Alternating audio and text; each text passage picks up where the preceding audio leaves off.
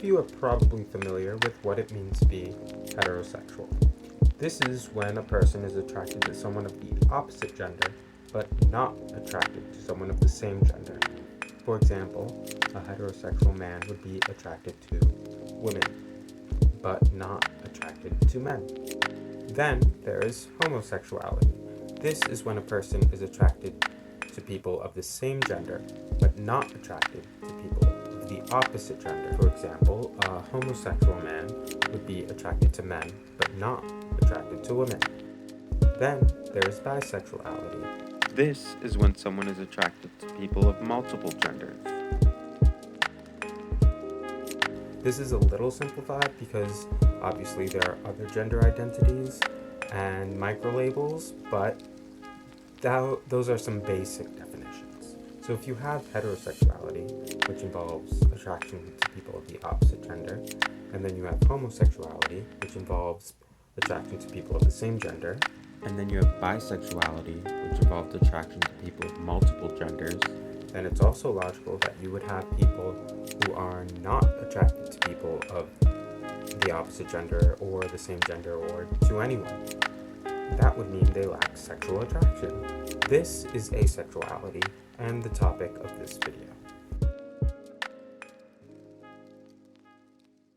Now, Ace Week, sometimes called Ace Awareness Week, took place from October 24th to October 30th. Unfortunately, I couldn't get this video out in that time, but I'm doing it now, and hopefully I can teach you a bit about what asexuality is. Some of you hearing about asexuality for the first time, or maybe it's still something that's kind of new, might be asking some questions, such as what is asexuality? Why do people need to know about it?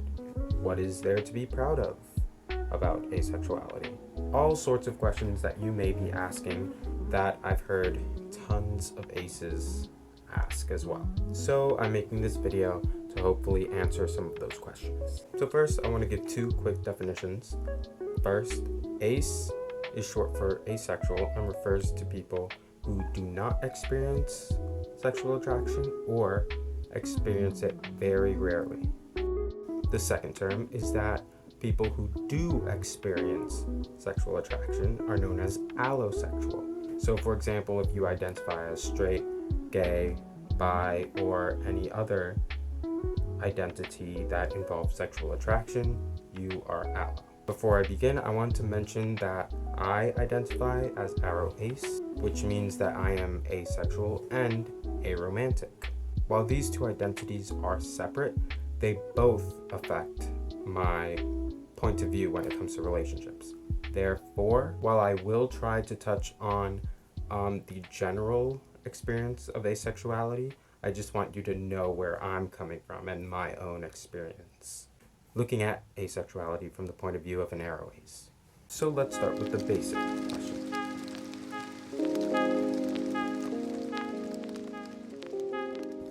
What is asexuality?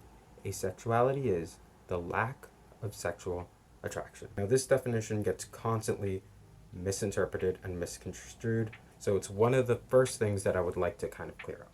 So the first thing to do would be to define sexual attraction and some of the things that are kind of confused with it or mistaken for it. Sexual attraction refers to the attraction someone feels towards another specific individual.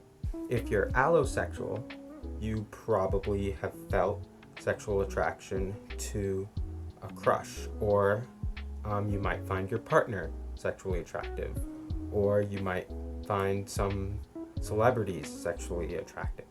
This interest and sexual desire for a specific person is what is known as sexual attraction. And it's what people who identify as asexual do not experience. Then after that, there is sex favorability. This refers to a person's overall desire to engage in sex. It isn't necessarily felt towards a specific person, but it more describes their general view. Therefore, unlike sexual attraction, it can change over time. Favorability is kind of a spectrum. So on one end, you have sex favorable. This is someone who finds sex appealing or enjoyable. Then in the middle, you have sex indifferent. This is someone who's kind of just indifferent to it. They neither particularly like or dislike it. It's kind of like they're just kind of in the middle. Then on the other hand, you have sex repulsed, which are those who dislike sex and do not wish to engage in it, and sometimes can be disgusted by it. I happen to be on that side, but there are many aces who aren't.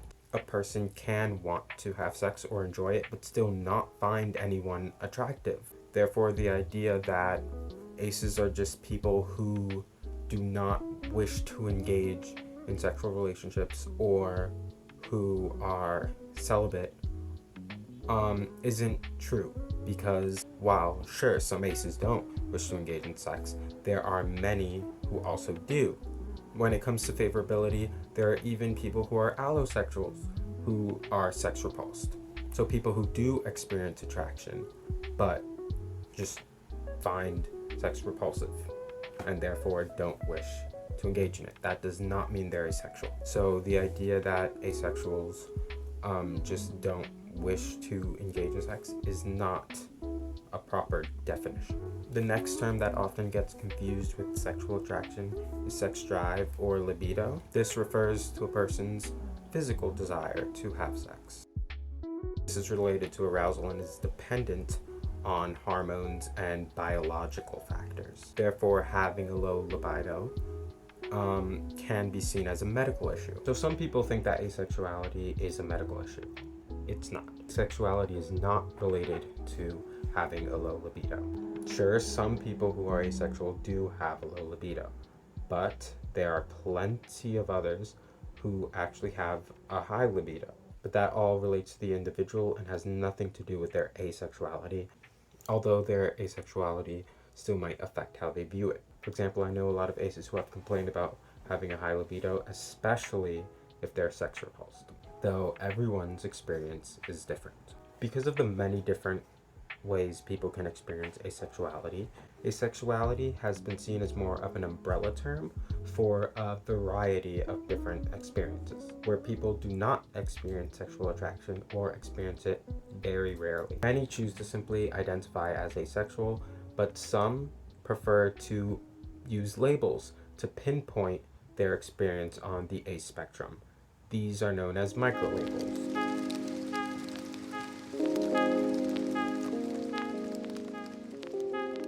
Microlabels are seen as a quick way to let someone know your own experience without having to explain it. Of course, this only works if people are familiar with microlabels. This is why they're most commonly used within the ACE community, where most people are already familiar with what many of the most common microlabels mean. And outside of that, people usually simply identify themselves as just asexual or possibly gray sexual, which is one of the most common microlabels. However, I am going to go over some of the most common microlabels. That way, maybe someday if you meet someone who's using one of these labels, you don't have to have them explain the entire thing all over again, and hopefully you'll have a bit more understanding of where they're coming from. First of all, asexual is the umbrella term. Any microlabels I'm about to say still fall under the category of asexual, and asexual is defined as someone who does not experience sexual attraction or experiences it very rarely. As I said before, gray sexual is the most common microlabel under asexual, and it refers to someone who experiences sexual attraction very rarely. This could mean the person has only found 3 or 4 people sexually attractive in their entire life up to that point. Or it means the person only finds people sexually attractive in certain conditions. Needless to say, if someone ever comes up to you and tells you that they're gray sexual, that means they have probably experienced sexual attraction at some point in their life, but do not experience it on a regular basis. Demisexual is another common microlabel. It refers to someone who experiences sexual attraction only after having a really close emotional bond with someone. Again, this does not mean They need to know someone before they decide to have a sexual relationship. This means they do not find any person attractive sexually until they begin to form an emotional bond with that person, and the sexual attraction develops over time. Lithrosexual refers to someone who experiences sexual attraction until it's reciprocated. Now, there's been different ways of explaining that, but one idea is that people who identify as lithrosexual like the idea of being in a relationship with a specific individual, but once that individual reciprocates those feelings and the opportunity actually arises for them to be in that relationship, suddenly they realize that they don't actually want the reality of it and are not actually attracted to that person. So someone who's lithro usually isn't really interested in following through with that desire because it's not really there. It's usually a difference between what a person thinks they desire and what they actually desire when faced with that situation. At least that's how I've understood it. Egosexual refers to someone who experiences a disconnect between themselves and the object of arousal. What this means is that they may fantasize about having a sexual relationship, but have no desire to engage in it themselves. Cupiosexual refers to someone who does not experience sexual attraction, therefore they're not gray sexual, but they do desire a sexual relationship. So someone who is asexual but sex favorable might identify as cupiosexual. Apothesexual is sort of the opposite of cupiosexual. It refers to someone who is asexual and sex repulsed. Therefore, someone who identifies as apothesexual will probably have no desire to engage in sex. So those are some of the most common microlabels. Along with that, I would like to mention that identifying with a microlabel is completely up to the individual. They're the one who decides which label they would like to identify with. For me, for example, I am a sex repulsed asexual, therefore I might relate closely to the microlabel apothesexual. However, I personally don't choose to identify as apothesexual. That's for a few reasons. First of all, I'm simply okay with identifying as asexual. Apothesexual isn't one of the most well-known microlabels, and if I ever did want to bring up my sex repulsion in a conversation, I simply find it easier to say I'm a sex repulsed ace than to say I'm apothesexual. Besides that, there are also times where I lean more towards sex indifferent, and therefore I just don't think apothesexual captures my entire experience, and so I just prefer to identify as asexual. So really, microlabels are entirely up to the individual, and I just think it's important to be aware of them. That way, if you ever have a friend, family member, or even a partner who identifies with one of these microlabels, you can understand their experience a little bit better. A lot of the times I hear that microlabels are just things people make up to be unique within the ace community. Microlabels, such as the ones I went through, are used as a convenient way to explain someone's experience. Sometimes we might have a question about sexual attraction, and people who are ace obviously don't experience sexual attraction, and there aren't too many allos in the ace community, so sometimes people who are gray sexual answer these questions. In ace dating forums, for example, if you meet someone who is demi, then you probably know that it'll take a while for them to develop feelings of attraction. If you see someone who identifies as apothesexual, then you'd know that in that relationship, sex would probably be off the table. So microlabels do have a purpose, and it's important to be aware. The next thing I would like to talk about is the misconception that people have about being asexual and wanting to be in a romantic relationship.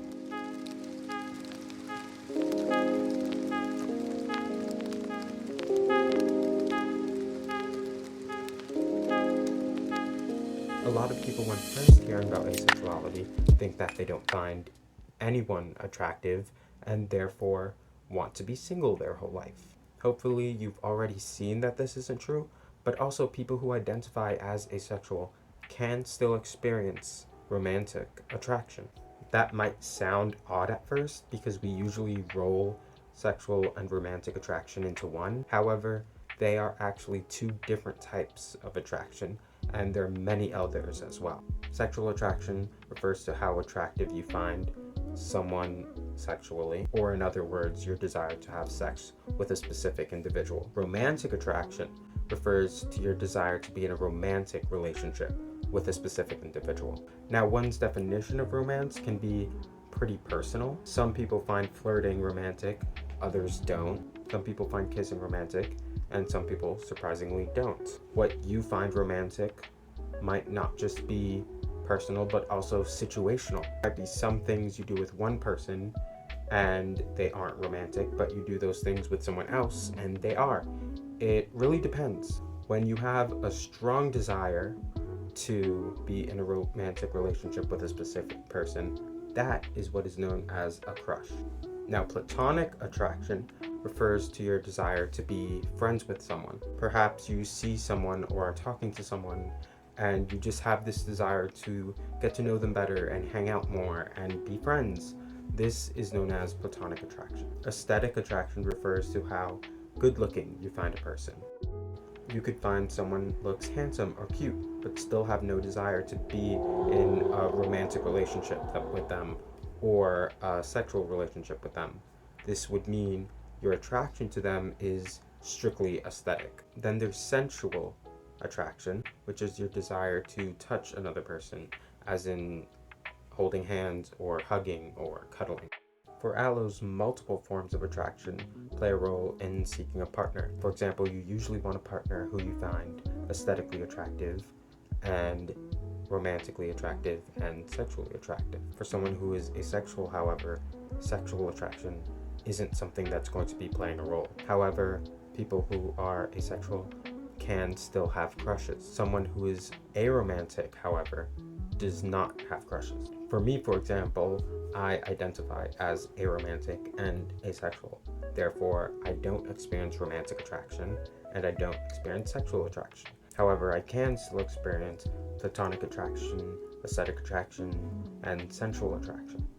Because we're taught early on that these types of attraction are all kind of rolled into one. For example, when you're young and someone asks you, do you find anyone cute?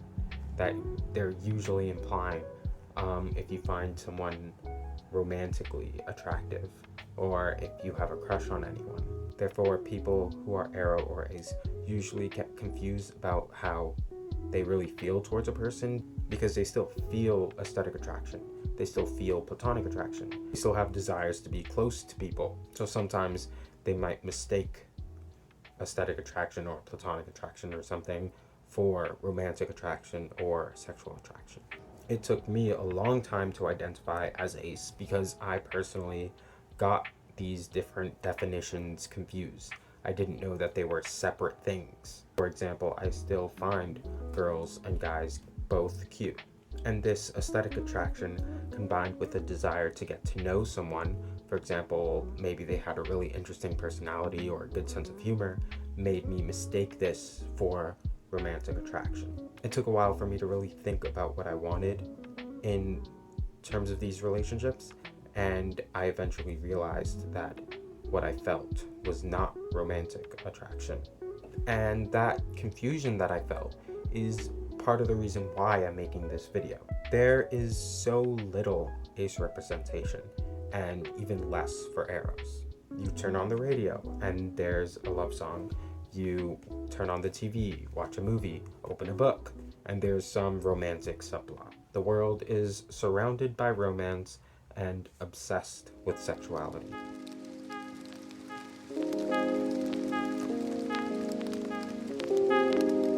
Gay and bisexual representation are growing, and it's amazing, and I love to see it. But when it comes to asexuality, I can count the number of good ace representation on one hand.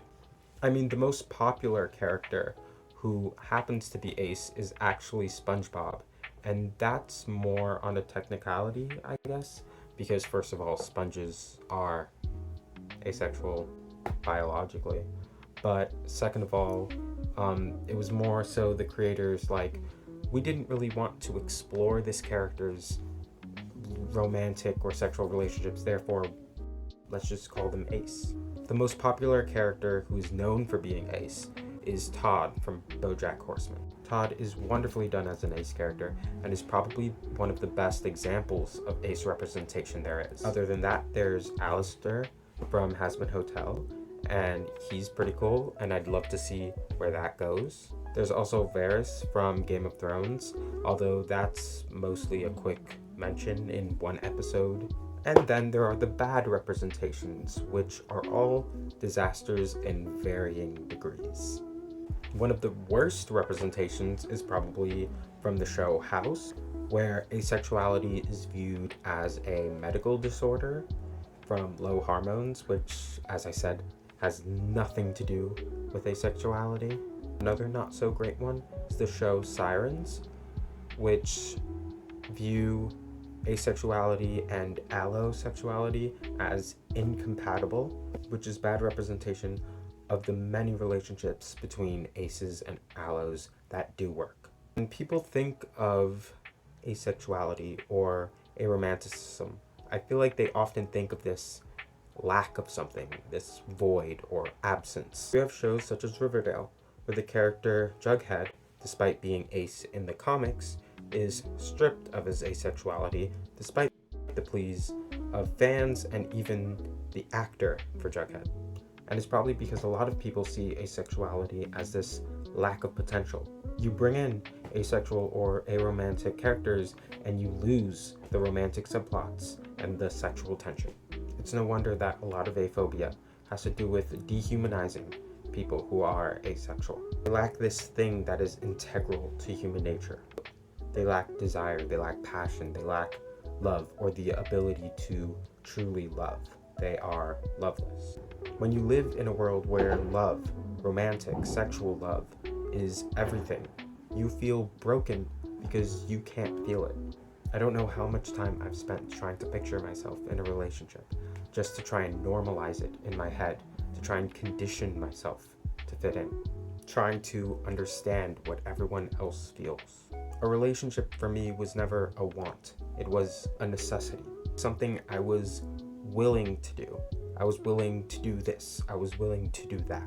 Because if you aren't in a relationship, then you must be sad or lonely. If you aren't in a relationship, well then you're probably gonna die alone. And if you aren't in a relationship, then there must be something wrong with you.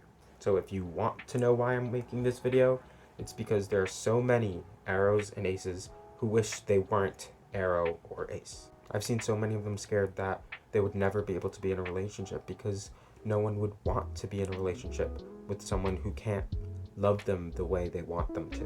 And when all your friends get married and have families, what are you going to do? The first time I found out about asexuality, these questions raced through my mind because I didn't know what I would do. The label finally put a word to how I felt. It made it feel concrete, and suddenly I felt like I was understanding myself for the first time. It's been a year since I discovered I was ace, and it hasn't left me feeling broken. It's made me understand myself, finally understand myself in a way I hadn't before, and that has made me feel whole. And I don't feel lonely. I feel seen and understood. There are 4 bands on the ace flag. The first 3 are monochrome ones: black for asexual, gray for graysexual, and white for allosexual. But the last band is the colorful one. It's purple. This one represents community, which I think is fitting for the ace flag, because asexuality has taught me how much I cherish the various communities within my life. I think that for a community who is said to not experience love, I've never seen more types of love. I've learned how important it is to think about what you want when it comes to relationships, setting boundaries and compromising, and the importance of making known how you feel. Because you shouldn't settle for the relationship you're willing to have. You should settle for the ones you want.